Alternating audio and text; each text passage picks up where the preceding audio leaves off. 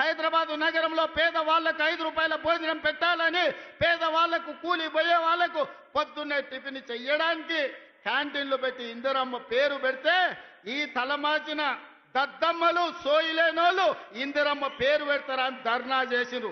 ఒక్కనొక్కని బట్టలిప్పదీసి కొడితే తప్ప ఇందిరమ్మ గొప్పతనం వాళ్ళకు అర్థం కాదు అని చెప్పి నేను ఈ సందర్భంగా తెలియజేస్తున్న మిత్రులారా.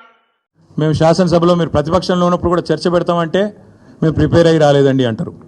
ముఖ్యమంత్రి గారు అయితే ఆయనకు తెలుసు, మీకు పాపం బూతులు తిట్టడమేమో ఈజీ, చాలా ఈజీ కదా. బూతులు మాట్లాడడము, డైలాగులు కొట్టడం, గుడ్డలు ఉడదీస్తా అనడము, గుడ్డలు ఉడదీస్తేనే ఇందిరమ్మ గొప్పతనం తెలుస్తుంది అనడము, ఇవన్నీ చాలా ఈజీ.